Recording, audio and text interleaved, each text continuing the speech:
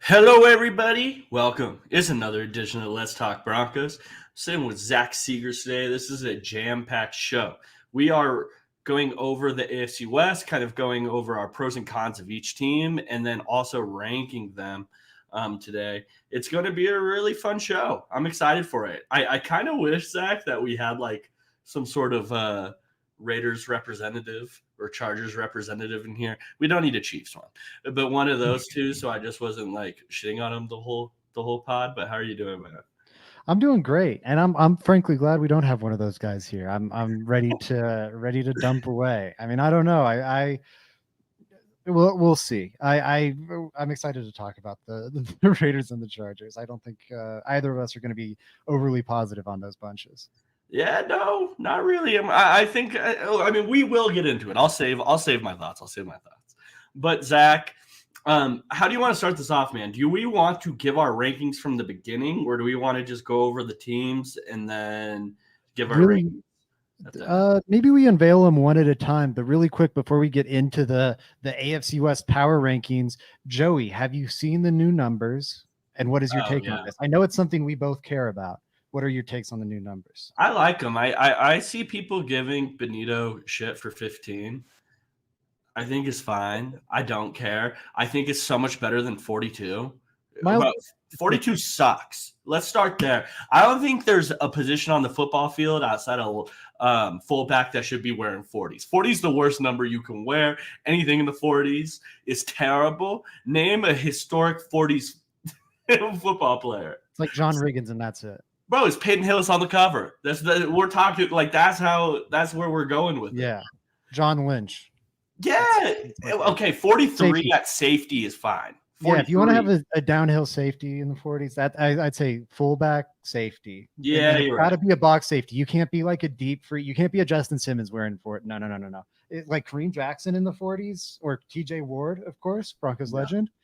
John Lynch, acceptable. You got to be a dog though to wear 43 at safety. 43 is really cool. It's really only the acceptable one. It really is. I mean, you got to be Palomalu jumping over the line. That's what you got to do. I think 15's okay. I like it. It's not the worst. I think there's some notable Broncos that have worn 15. Brandon Marshall comes to mind immediately.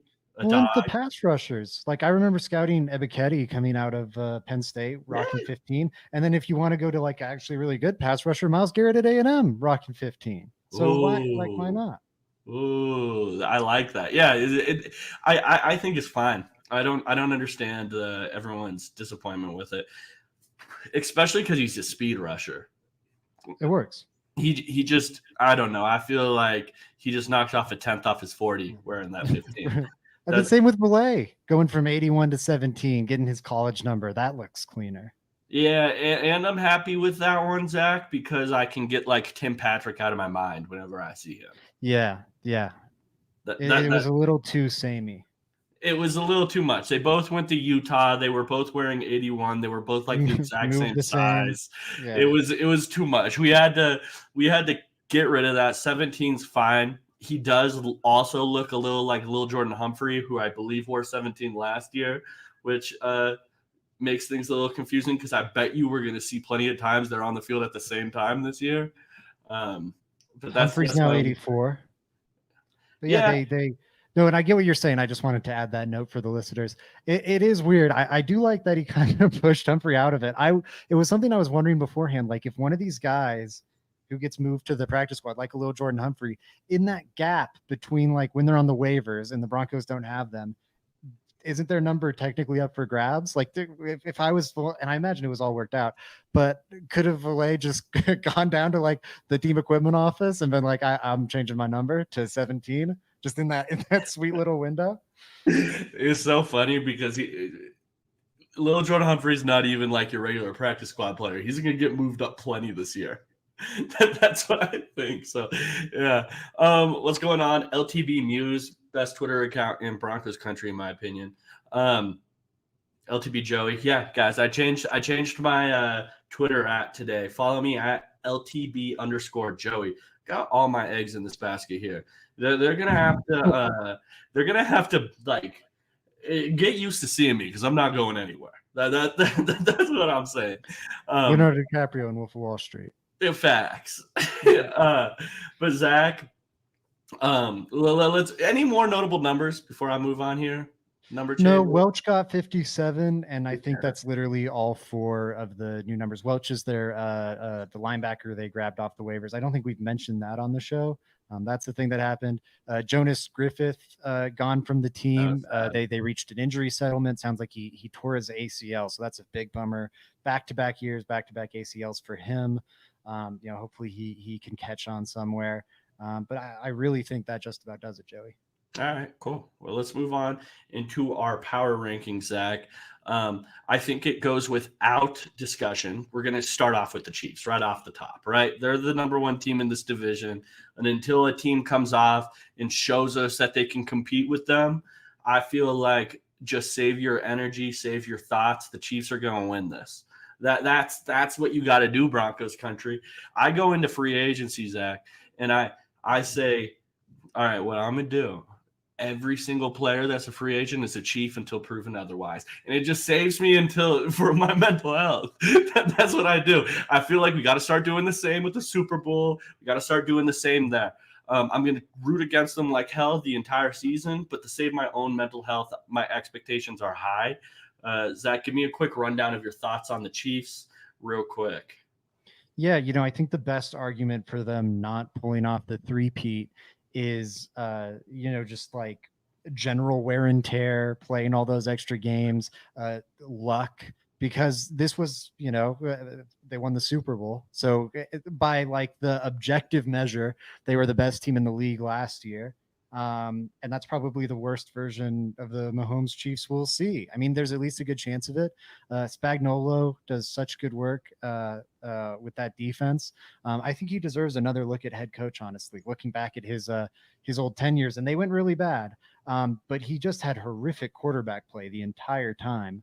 And seeing how good he's been at developing all that talent on the Chiefs defense, because that's their other secret.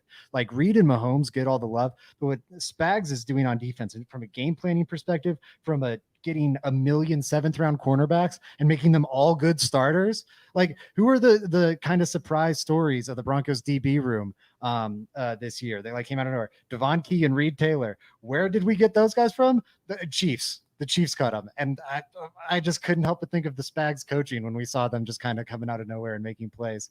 But yeah, I think, the loss of L'Jarius Sneed is going to hurt some, but because of that presence of Spags, it's not going to hurt them that much. And then on offense, they're just better.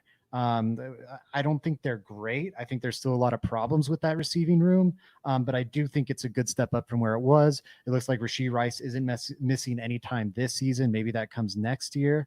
But I think Travis Kelce is kind of declining now. He was great down the stretch last year, but that's because they kind of budgeted his snaps throughout the season. I think we'll see an even more dramatic version of that this year with him being another year older, kind of keep him fresh for January.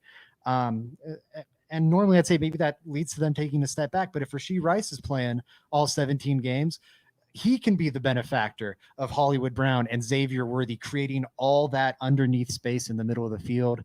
Mahomes was playing at maybe the highest level of his career last year. He seems to only be getting better year after year. I hate to be saying this for our Broncos listeners, but yeah, this team's amazing. I would just say 3 in a row's never happened in NFL history for a reason. And, Pat Riley always talked about the disease of more, and the Chiefs could certainly be falling victim to that. Yeah, I think you bring up some really good points. Me personally, Zach, I think their biggest issue, if you were to look at just their depth chart and say, okay, what's their biggest issue? It would definitely be left tackle, right? They have, I'm not even going to try to pronounce his last name. I can't do it, but they have the kid from BYU, Kingsley, starting at left tackle. Mattia. Okay, there you go. Shout out to Zach, man. Hey, very good.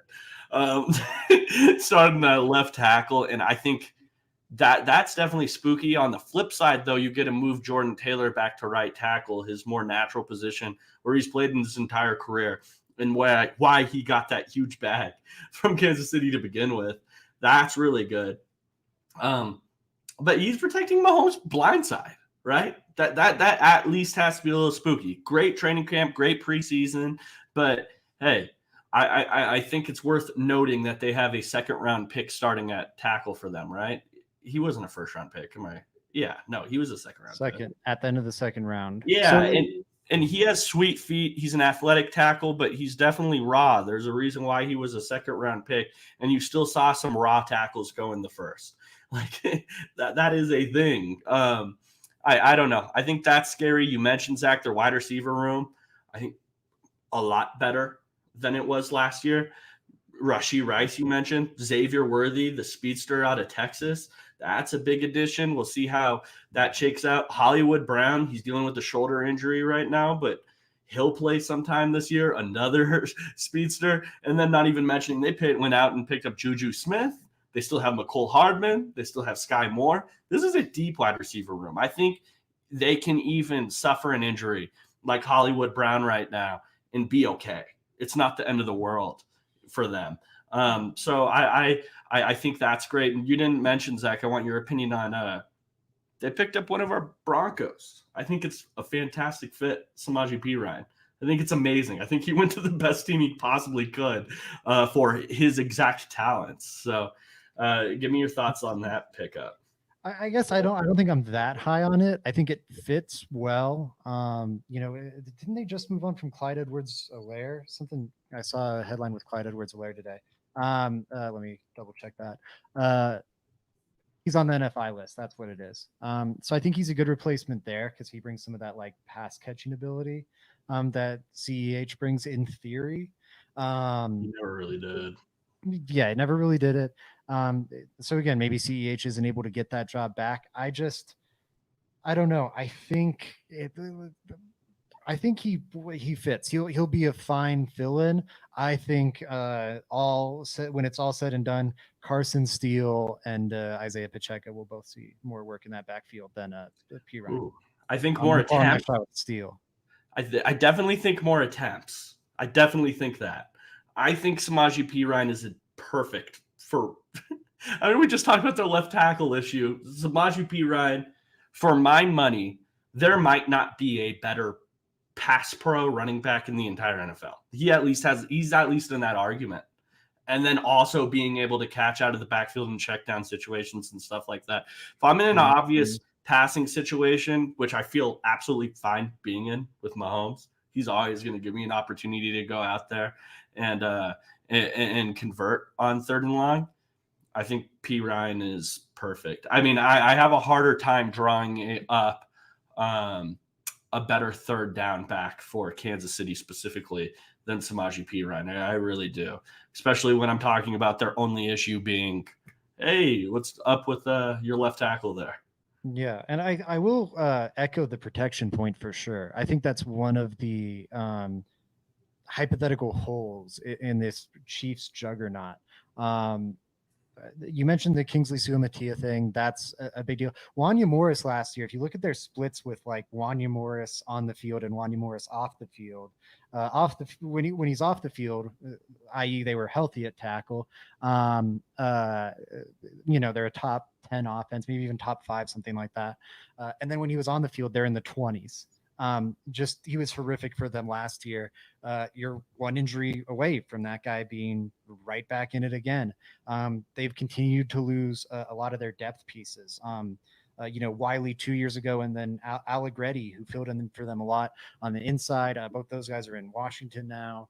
And then the interior, which is really what's propping this line up with Creed Humphrey, Trey Smith, and Joe Thuney, struggled last year. This team was not their typical self running the football, or what they were 2 years ago when they won that first Super Bowl. They had one of the better run games in the league. Last year, it really struggled. And as much as the receivers being problematic was a big issue for that offense, that was also kind of true the first year without Tyreek Hill. The difference 2 years ago when they won that first Super Bowl, they had a really reliable run game. So it was able to bail that offense out, keep them on schedule, take a lot off of Mahomes' plate. Last year, they didn't have that. And I don't know if there's a lot of signs to feel like it's going to be suddenly back this year. The one thing I will say, though, on the Kingsley Suamataia point, because you're right about all the rawness and everything, the Chiefs have arguably the best offensive line coach in the league in Andy Heck. So that's that if anyone's going to get that guy right, it might be him. I know, man. I thought the same thing about when Tyler Guyton, super raw, went to the Dallas. And I'm like, all right, well, my whole evaluation on him changed. Probably a good player. And that's what I was saying. That's what I was saying earlier about the Chiefs. Just go into it. He's going to be great. Maybe even an all-pro. I don't know. Until proven otherwise. Last question on the Chiefs, Zach. Do you have a record prediction just off the top? We're not even looking at the schedule. How many wins do you think this team can get? I'll say this: the over/under is at 11.5. I would be hammering that over. I think this is going to be the best Chiefs team we've seen in a while. Like these last few years, they keep churning. They're this juggernaut, this dynasty. But they've had their warts throughout the season. And it's like, I don't know if the Chiefs are going to be able to do it this year. I don't know if we're going to have those hesitations this year, and maybe they don't get it done. Like I think that the year they got upset by the Bengals was one of those maybe more juggernaut-esque seasons, or invincible feeling seasons. And obviously they didn't get the job done, but I think throughout the regular season, this team is going to be disgusting. I think we might get back to like bombs away Mahomes. Like last year, he had one of the longest time to throws in the league and one of the shortest average depths of target in the league. He's like top 5 in time to throw in terms of like how long he's holding it, and then bottom 5 in ADOT. The fact they were still a efficient offense with that is disgusting. That should not be the case this year when you have Hollywood Brown and Xavier Worthy taking the top off the defense. I will say there is a reason Xavier Worthy was projected to go in the middle rounds. And although if anyone's going to set him up for success, it's going to be Andy Reid, and there's plenty of ways to get him free releases. I think there's going to be there are a few holes in his game, and I wonder if he's really going to end up being more of just like a scary thing, like creating space with his gravity and with his speed than actually like being a super productive weapon like we saw with Tyreek Hill. I'd also point out they've tried to do the let's find Tyreek Hill again thing. They drafted Nico Hardman in the second round. They went and signed Marquez Valdez-Scantling to a solid contract, guys that fit right into that archetype. And they didn't set a combine record for 40, but they aren't that much slower than Xavier Worthy. And they are a lot bigger and stronger and have areas of their game that Xavier Worthy doesn't. And those guys didn't pan out. So I do think the Xavier Worthy terror is maybe a little overhyped at this point. Yeah, no, I ultimately agree. I didn't think Xavier Worthy was a first-round pick. It was just that the Chiefs drafted him. That was my only thing, really. Zach, let's move on, though. Everyone in the chat, drum roll. Who do you think the number 2 team is? Boom, boom, boom, boom. It is going to be the Broncos, in my opinion. That's who I have here.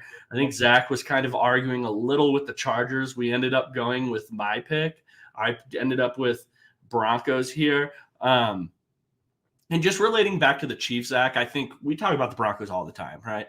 I don't think we have to go more into why the Broncos are the number 2, because we'll let you know why the Chargers are 3 or the Raiders or Chargers are 3. That's why we'll get into that. So I want to ask you, do you think the Broncos beat the Chiefs at least once this year? Is Sean Payton just the guy now, and it's like, hey, maybe we beat the Chiefs every year now?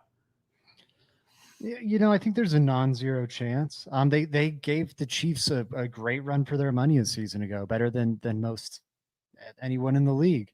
I'm not betting. I don't know. I think there's definitely a realistic chance. I think it's more likely than it was pre-Sean Payton that you'll be able to go toe to toe with the Chiefs. But this team is phenomenal, and the Broncos.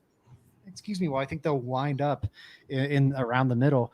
They have 20% like less ammunition to build their team with. They have 50. The Chiefs are going to trot out $250 million onto the field, and the Broncos are going to trot out $200 million. Right. And like all the Patrick Mahomes, whatever aside, like that shows the unevenness. We could also count this in like terms of recent draft capital expended. Like the Chiefs are going to trot out a lot more top 50 picks on rookie deals than the Broncos are going to. That's a big deal. So I just, I think the Broncos are keeping pace with them. Maybe I think they're headed in the right direction. I think the Chiefs are headed in the right direction as well.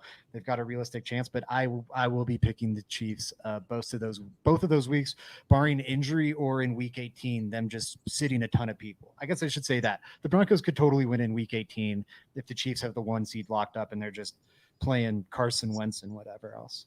Yeah, no, I ultimately agree with you. It's hard to pick the Broncos in that type of game. I mean, while we have Sean Payton, he got us a win last year, right? I do think we also have to acknowledge they have Andy Reid.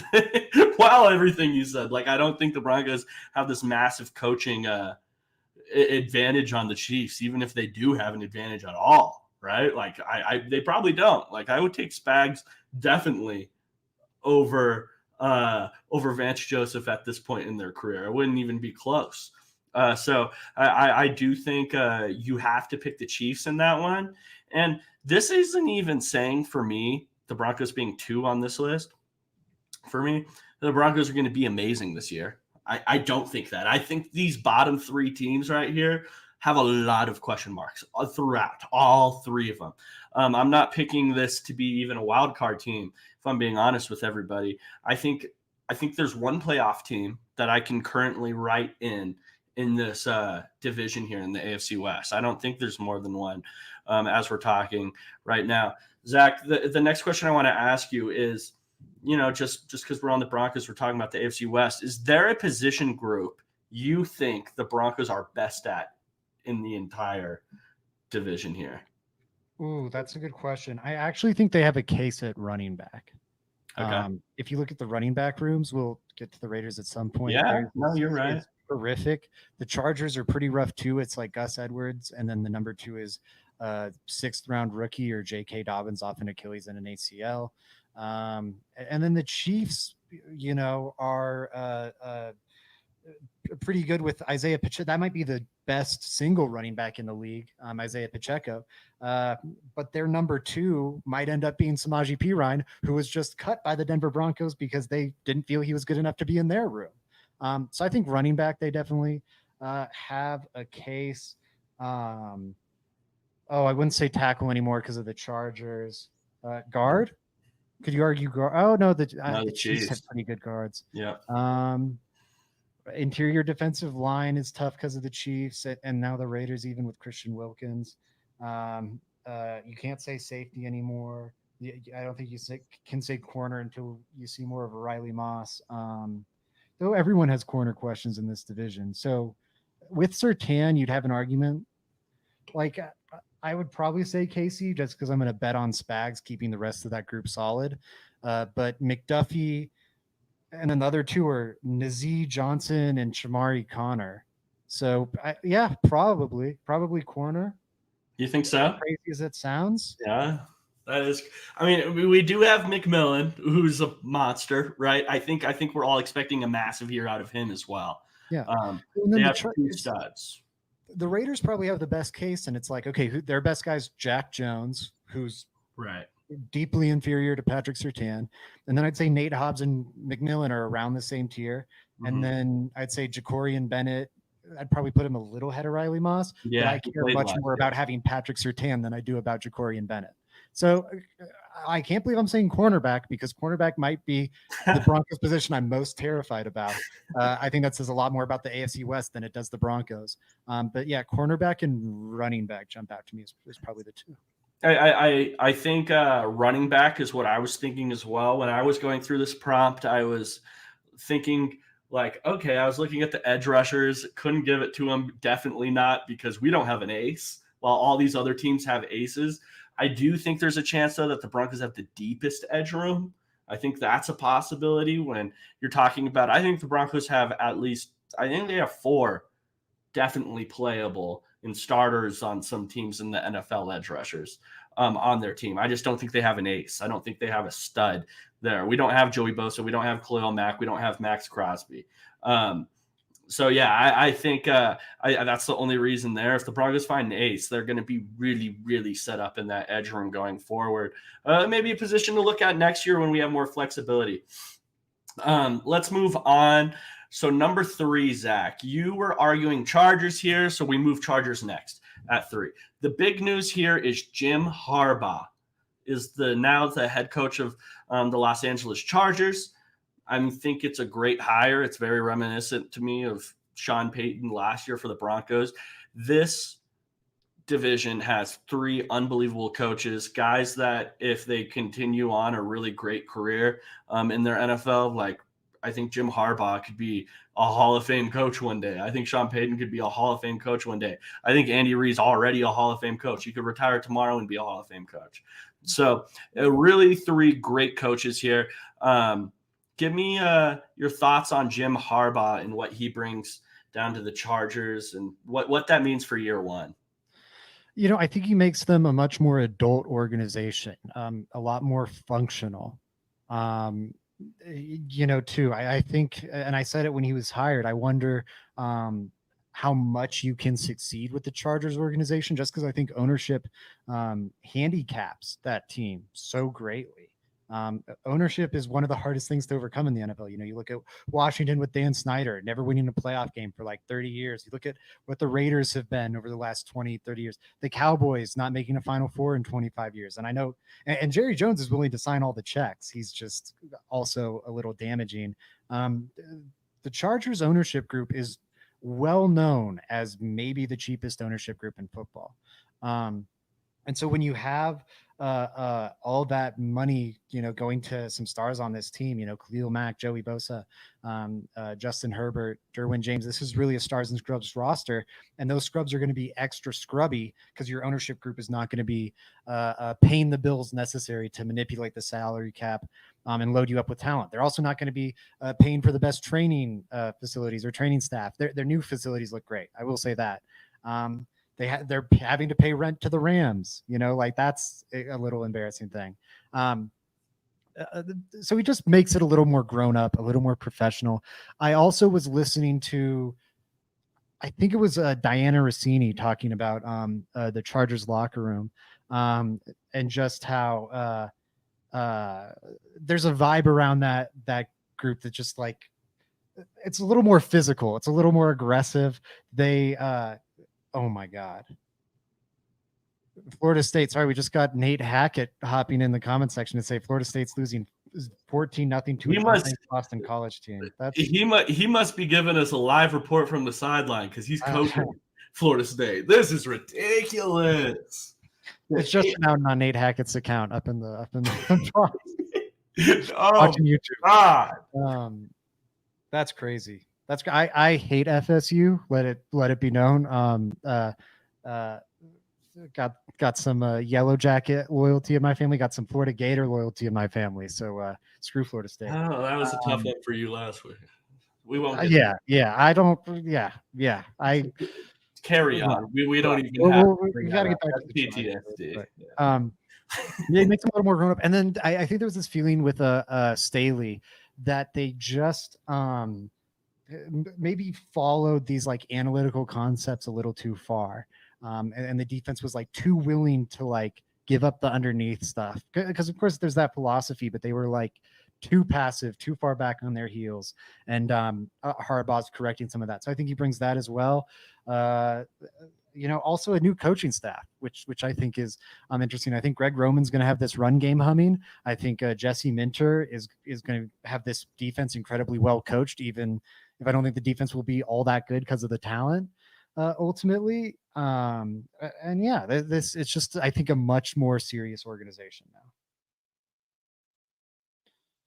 Oh, baby. Let's go. Joey muted himself. Richards. I love it. It's been so long coming, and now we finally have Joey muted. At least I know how to unmute myself when I mute myself. Joey's completely gone here. So I'll keep talking about the Chargers while he figures this out. I'm good. I'm moving over this pre-pause, Zach. My mic keeps saying unplugged. I'm not doing anything to it. and it just mutes me all of a sudden. I have to plug it back in. It's ridiculous. Very believable, Joey. Yeah. I don't remember any conversation like that before the show. I think you're just making shit up. This is a damn lie. It's per usual. Zach lying on the podcast. You were talking about an adult organization. Zach's running a childish podcast. I want to talk about the offensive line and everything he's doing there with the offensive line. I mean, this team. We're gonna get to the negatives here in a second. They so clearly need a wide receiver in this room. Decided I am not going that direction. My offensive line is cool. Let's make it great. That's what he does. That's what he does. So obviously drafted right tackle Joe Alt. He was a left tackle at Notre Dame. Big, huge guy. We'll see how that size translates to the NFL. But he was my offensive tackle one. He's really good. And then just Zion Johnson and Rashawn Slater. These are all young guys that are going to turn out to be really, really good in the NFL. I think you have 3 studs immediately. So that's awesome for them. And he's going to bring that. He's going to bring a good running game. And to me, though, Zach, and this is the reason why they're 3, it's very reminiscent of the Broncos last year. This is just an incomplete football team to me. Very incomplete. This is so obviously year 1 in a rebuild, and I don't really give a fuck right now. That's honestly what the Chargers are telling me. Left tackle means a lot to me because I want to build towards the future. And, hey, I'm going to be able to find a wide receiver in the next few years because they're easy to come by. I'm going to be able to find one. Running back, yeah, we'll be able to find one later. But just this next year, I don't think they're going to be very great. Running backs, not good. J.K. Dobbins and Gus Edwards at running back, not amazing. You all saw Quentin Johnston last year at wide receiver. Drops McGee, can't track the ball in the air. I'm not a big believer in that. Lad McConkey, I think he's going to end up being pretty good for them. Just still a rookie wide receiver there. Josh Palmer, DJ Chark, it's just not very great. So I think this is a very incomplete football team. I agree. I would say, though, I'm less convinced on the offensive line stability. I think they are investing in it and working on getting it right. But okay, so one, Joe Alt, I think there's been some really exciting moments in the preseason where it's like, oh my God, okay, so that's why that guy's top 5 pick. And he's also going to be 22 for the entirety of this season. He's young. I think it was the right pick. He was number 3 I think he was number 3 on my board, if I'm remembering correctly. Yeah, I like him. Good Joey's working at me, but I thought it was a good pick. That said, going from left tackle to right tackle is difficult. Joe Alt is also a guy that's fairly new to the tackle position. And while I do think the Chargers coaching staff is good and is going to get him where he needs to be, I think this year might have some fairly ugly growing pains at points. Then you go to Trey Pipkins, who I think is a really funky choice at guard. He was like he's not a guy I would have ever thought you'd move inside to guard. And then they went and decided to do that. I'm not sold that that's going to turn out well. And then Bradley Bozeman, 3-4 years ago was really good for the Ravens. But he's been a pretty poor center, and that's why he's bounced around. Is on a I think he's on a vet minimum deal now for the Chargers. And that guy's replacing Corey Linsley, who was at least the second best member of this offensive line. So you're replacing a known very good quantity with a known very suspect quantity. And then Zion Johnson, I loved him in that draft. I don't think he's delivered on it yet. I think there's a very good chance Jim Harbaugh and Greg Roman get him turned around and on the right track. But he's been a subpar guard. I don't think he's been terrible, but he also isn't what you expect from a top 20 pick at guard, or even, I think, in my opinion, close to that. I think you expect all pro discussions when you're drafting a guard, or at least Pro Bowl discussions when you're drafting a guard top 20. And I don't think he sniffed that.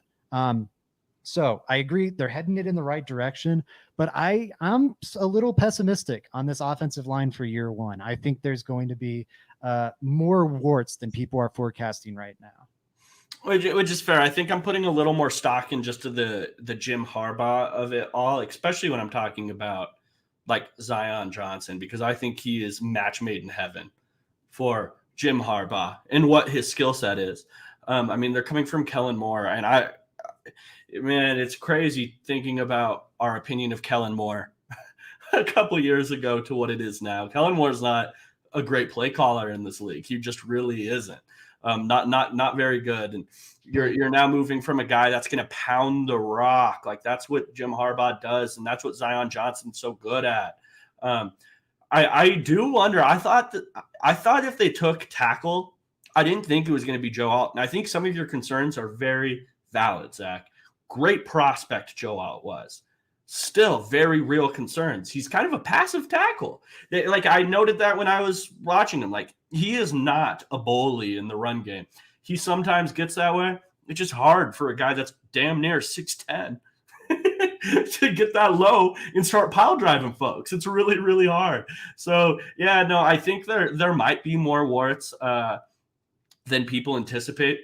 I'm just thinking that kind of plays into what I was saying about it's an incomplete football team. I think the way they're going on the offensive line is, hey, we're doubling and tripling down on that right now. I have two guys I like. We're still taking another guy, even when I don't have a wide receiver I like. I'd be shocked if I really got a candid conversation out of Jim Harbaugh and he was like, this Quentin Johnston guy is the truth. I would be shocked, you know? So I think it's just an incomplete football team, and that's why I'm shocked it's a favorite over the Broncos. That it just I don't really understand it. I think it might just be Herbert meets Harbaugh and not really an evaluation of the roster, because I think they're struggling in a lot of areas, if I'm being honest. I mean, they still have Mack and Bosa. We talked about that. That's really great. But yeah, I don't know. Yeah, I think you're right. It's a lot of Harbaugh hype, and I think Harbaugh deserves the hype. I think he's going to get that program turned around in the right way.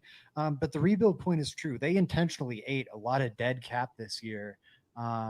They could have eaten more and set themselves up even better for the future, but I think they still wanted to remain somewhat competitive. Therefore, they kept Bosa and Mack. But yeah, this is a team that, like the Broncos, they're eating a lot of dead cap. They've got a lot of problems in their roster. A lot of these players are going to get turned over in the next year or two. And yeah, I do want to throw out some interesting things I found with the defense, though. Just because I think this unit could be incredibly suspect this season, even with Jesse Minter coaching them up. The Chargers, a few years ago, they were a historically bad run defense. One of the big moves they made to shore that up was signing Austin Johnson, who's been an anchor on that defensive line for them for a few seasons now. He's gone. Michael Davis, I think you could argue, I think honestly it's probably the right argument, was their best cornerback a season ago. Honestly, probably like each of the last two seasons. He's now gone and out the door. Kenneth Murray was a problematic linebacker, but he's gone. I think he at least helped bring some pressure up front. And then I also think I mentioned they brought back Mack. They brought back Joey Bosa. Joey Bosa over the last two seasons has played in just 14 of a possible 34 games. So that's a big problem there. And then Mack was amazing last year. I can't knock it. I was kind of doubting if it would sustain. It sustained. He was amazing. The sack production's there. But it's kind of a weird outlier season.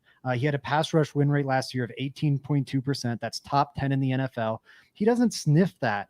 You have to go back all the way to 2020 to find the last season he's like even kind of in that ballpark. Other than that, he's like around 11-12%. So like a crazy spike up last year. I don't know if that's going to repeat another year. Now we're talking about a 33-year-old edge rusher. So I just and then even a season ago when you had Austin Johnson and when you had Khalil Mack playing at like this crazy high level out of nowhere, they were 29th in pass rush win rate and 25th in run stop win rate.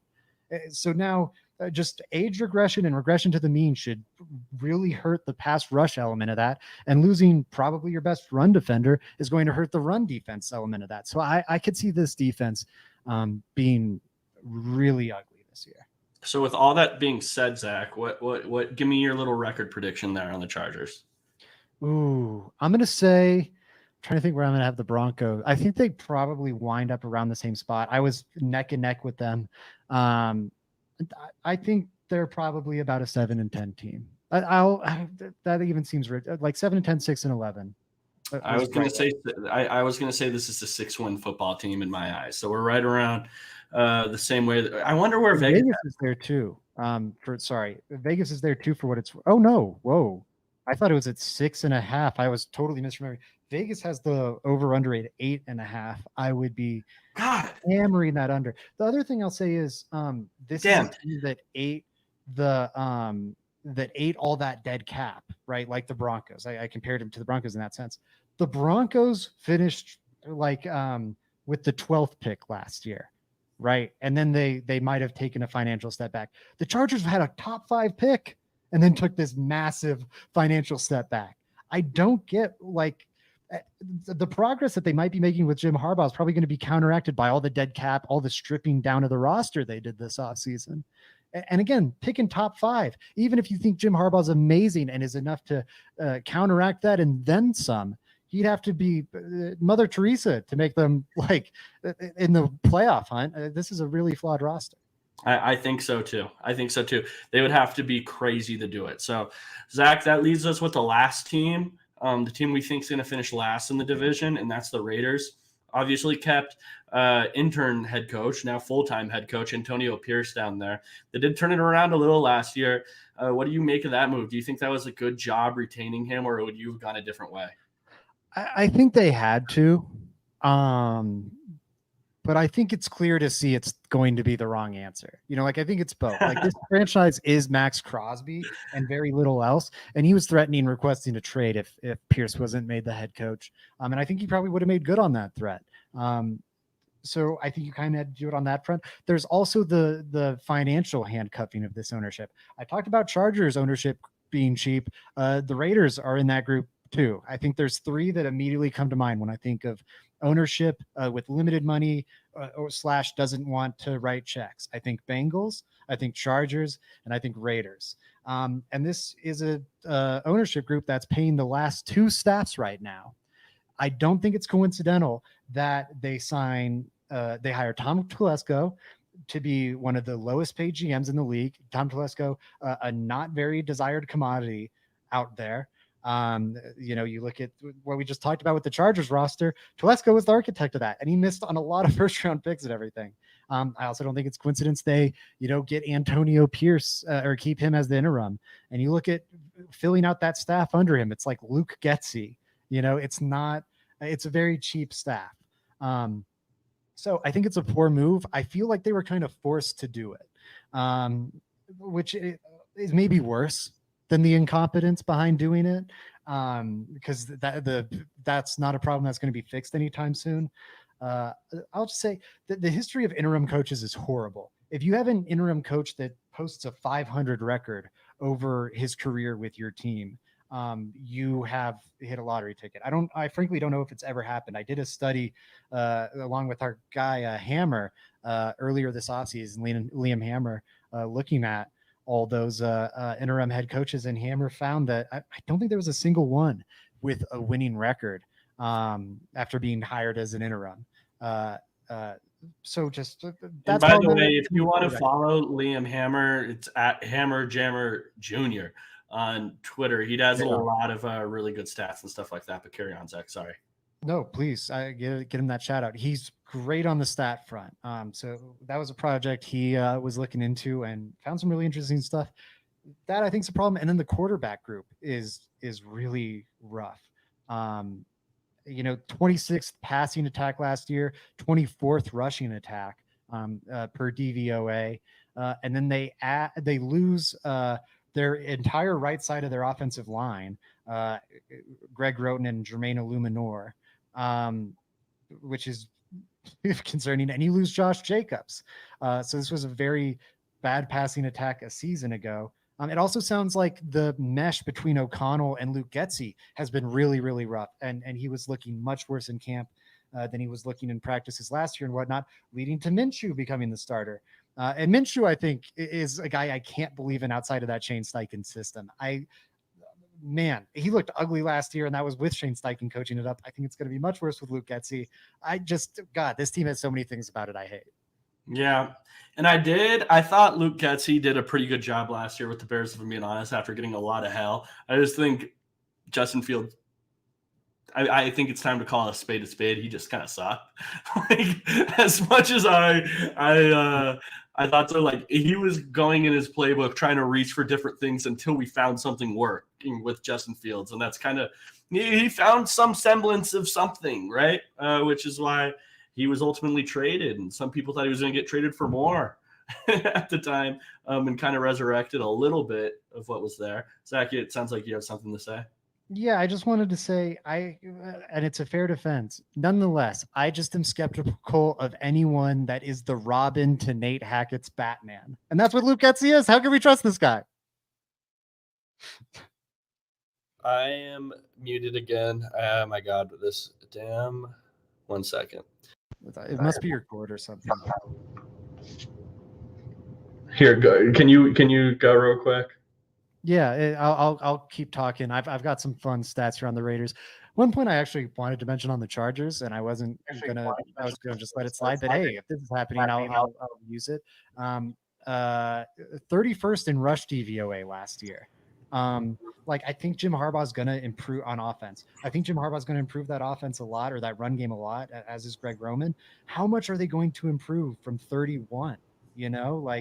And that's again for DVOA. So that was one other Chargers point I forgot to mention. But over to the Raiders, just a really problematic offense. I think the weapons are really exciting. Michael Mayer, I really liked as a prospect. Brock Bowers, I really liked as a prospect. Yeah, a lot of 12 personnel next year. I think that should be expected from the Raiders, right, Zach? With Michael Mayer and Brock Bowers, you're going to see both of them play together quite a bit. These are two starters. I would want to see them on the field more times than not, and substantially more times than not. And I fully agree with that. I think this is where the Luke Getsy problem might rear its head, though, because I think you have to be creative with how you get into 12 personnel looks with those two. Because Michael Mayer can block, but he was still a receiving threat first while at Notre Dame, and then Brock Bowers is also a little more of like a power slot guy. Now, I'm not saying Michael Mayer can't block, but he's also not like a lot of teams when they go to 12 personnel. The Broncos aren't one of these teams, but they have someone who's a little more of a road grader than I think the Raiders are set to have here. So I think that's going to be a little funky, at least acquire a little creativity. So I think that'll be a test of Getsy. Yeah. I mean, I think, Zach, though, I sorry to interrupt. I think, though, win or loss, they're just going to put Mayer as their inline. Oh, agreed. And have Bowers as their Y. And then they're just going to have to deal with the results. I don't even think they're going to have to get creative, because that's just how they're going to have to live, just generally. You drafted both of them. You're thinking it's going to be 12 that looks like 11 or operates like 11 kind of? Yeah, I do. I think so. I think Bowers might just have to be your big slot, and then sometimes he kicks back in to tight end, and you're just going to have to live with it. And then Mayers is going to just play your inline, and that just is what it's going to be, if I'm being honest. And I agree. That's probably the best way to go about it. I think that's still just funky, though. And also, I'd be remiss if we didn't mention the Devontae Adams of this all. Like Gardner Minshew, I thought was really rough last year and coached up by that Colts coaching staff a lot. I think it's going to be a lot worse this year. But whoever it is, Aiden O'Connell or Gardner Minshew, Devontae Adams' frustration with this organization is very apparent. Anyone not going anywhere. Show, it's so obvious he does not want to be here anymore. He's absolutely a guy to watch as the trade deadline approaches. It could be added to a championship. Like, what about the Buffalo Bills, who just lost Stephon Diggs? Maybe, they're sitting at, I forget where the trade deadline is, but they have 2 or 3 losses. They're a competitive team, and they go, hey, let's go catch the Chiefs. Let's go get Devontae Adams. I mean, that's fun. I'm here for that. So I don't know. I think as good as this weapon group looks, it could get a lot worse. And then I'll also say the running back group is gross. I alluded to that earlier.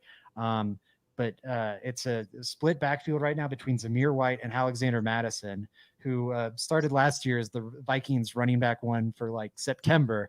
And then by the end of September, they were like, oh my God, this was a horrible idea. This is destroying our entire offense. We need to get this guy out of here.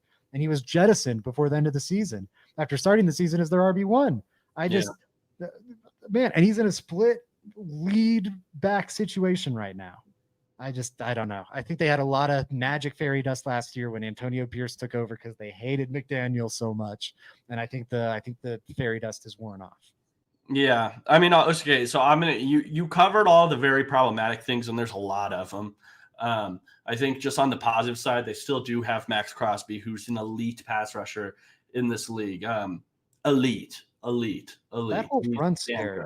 Christian Wilkinson, who they signed, Wilkins from Clemson back in the day on that elite Clemson team with Trevor Lawrence and stuff, is damn good on the interior defensive line.